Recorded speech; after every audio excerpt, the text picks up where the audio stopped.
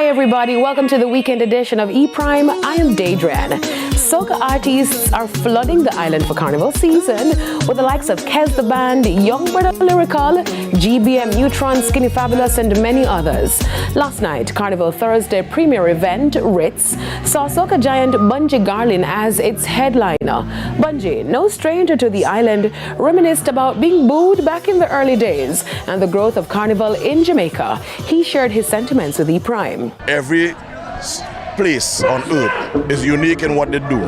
There's something special about in Jamaica Carnival. You're coming into the land of dancehall and reggae and what Jamaica is.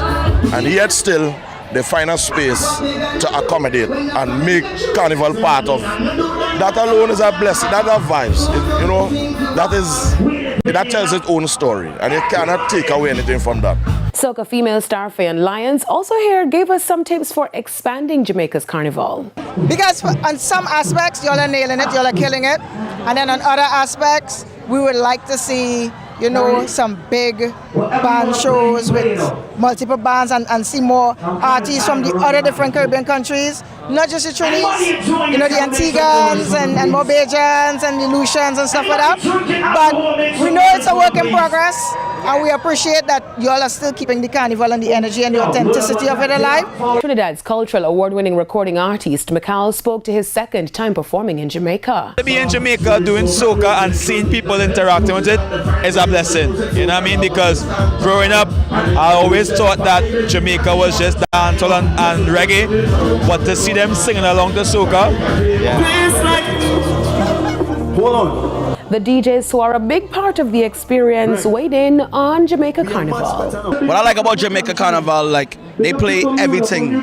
You see how Trinidad Carnival, they only play soca. The fact that we get to showcase our music too, I love that. Everybody is still embracing, so the only change is a number. Now still on Carnival, costume distribution is in full swing for all the bands, with the final pickups before the weekend of full events leading into Sunday's Road March. Director of Yardmas, Andrew Bellamy, spoke to the expeditious growth of the homegrown band. Our numbers have grown, people are excited about Yardmas, our trucks increased, our entertainment has increased.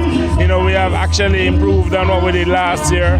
We were having an after party, we added after party, and Bunji Garlin going to be performing at that after party. Director of Gen X, Kibwe Magan, in an interview early this month, was excited for Jamaica as Miami's #1 band, Gen XS, has made home here. All of my travels across the other carnival spaces, everyone I've spoken to, they have this desire to come to Jamaica, and even if they've been to Jamaica for carnival, they have a high intent to return to carnival in Jamaica. So when the minister spoke about 45% of people are returning, I can sit down here from a Gen X side and say that is definitely true. And D-Prime caught up with director of Exodus Band Scott Dunn, who has high hopes for 2025 carnival season. Much bigger numbers this year. We have more revelers in costumes coming from all over the globe, and we expect to have a tremendous road march. We're going to have 10 big trucks and trailers on the road, and Jamaica stands to benefit, our hotels, our restaurants, and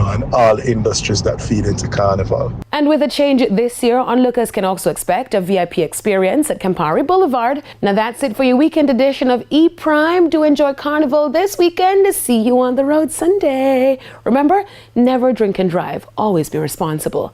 I'm Daedran. Be safe.